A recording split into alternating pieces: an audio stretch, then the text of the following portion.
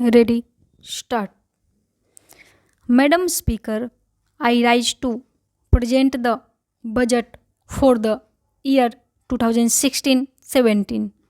I am presenting this budget when the global economy is in serious crisis.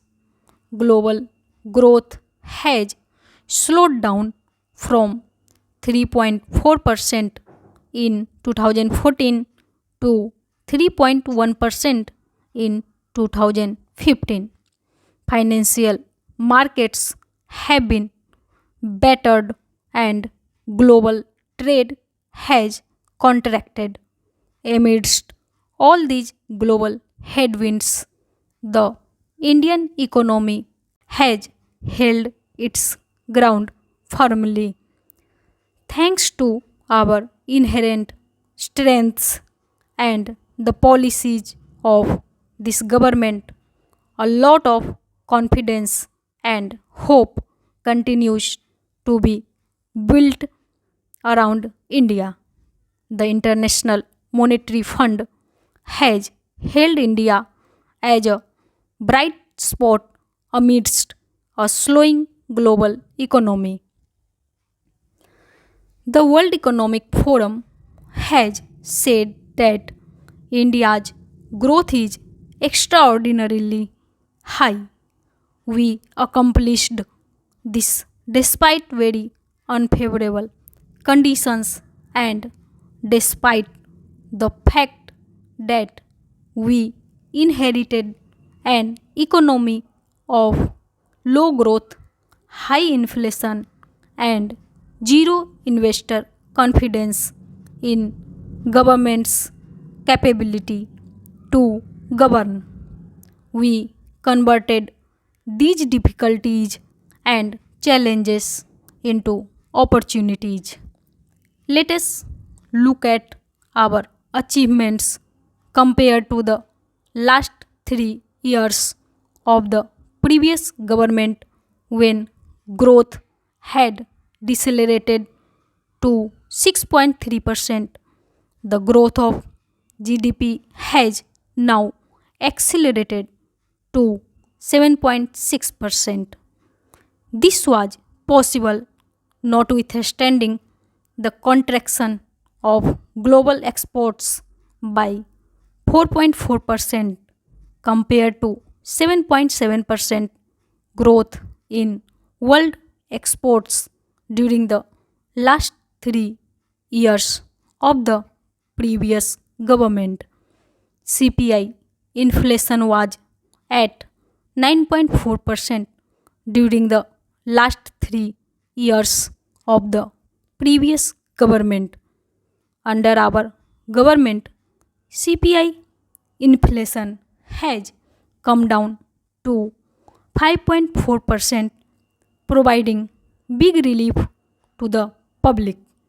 This was accomplished despite 2 consecutive years of monsoon shortfall of 13% compared to normal rainfall in the last 3 years of the previous government. Our external situation is robust. The current account deficit has declined from 18.4 billion US dollars in the first half of last year to 14.4 billion this year. It is projected to be 1.4% of GDP at the end of this year. Our foreign exchange reserves are at the highest ever level of about 350 billion US dollars. Our initiatives in the last 21 months have not only placed the economy on a faster growth trajectory but have bridged the trust deficit created by the previous government. We believe in the principle that money with the government belongs to the people, and we have the sacred responsibility to spend it prudently and wisely for the welfare of our people, especially the poor and the downtrodden.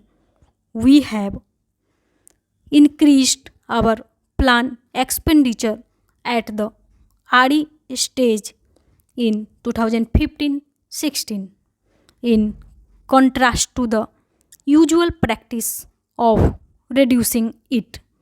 We achieved this despite adopting the 14th Finance Commission recommendations, which increased devolution to the states by 55%. We must now look ahead. The risks of further global slowdown and turbulence are mounting. This complicates the task of economic management for India. It has three serious implications for us. First, we must strengthen our firewalls against these risks by ensuring macroeconomic stability and prudent fiscal management. Second, since foreign markets are weak, we must rely on domestic demand and Indian markets to ensure that India's growth does not slow down. And third, we must continue with the pace of economic reforms and policy initiatives to change the lives of our people for the better. We see these challenges as opportunities. The financial years 2015-16 and 2016-17 have been and will be extremely challenging for government expenditure. The 14th Finance Commission has reduced the central share of taxes to 58% from the 68%. In the financial year 2015-16, we managed to improve upon the budgeted expenditure due to revenue increase, notwithstanding the steep reduction in the central share of taxes. The next financial year 2016-17 will cast an additional burden on account of the recommendations of the 7th Central Pay Commission and the implementation of Defense OROP. The government therefore has to prioritize its expenditure. We wish to enhance expenditure in the farm and rural sector, the social sector, the infrastructure sector, and provide for recapitalization of the banks.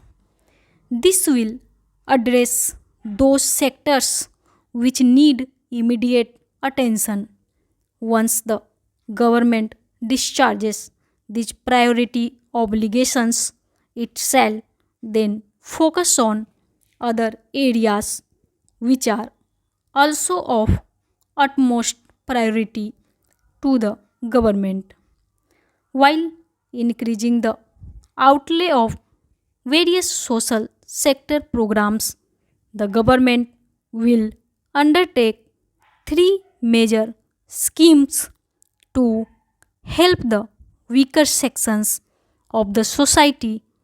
The Pradhan Mantri Fasal Bima Yojana has already been announced to protect the farmer from the adverse consequences of nature. The farmer will pay a nominal amount of insurance premium and get the highest ever compensation in the event of any loss suffered. A health insurance scheme which protects one third of India's population against hospitalization expenditure is also being announced.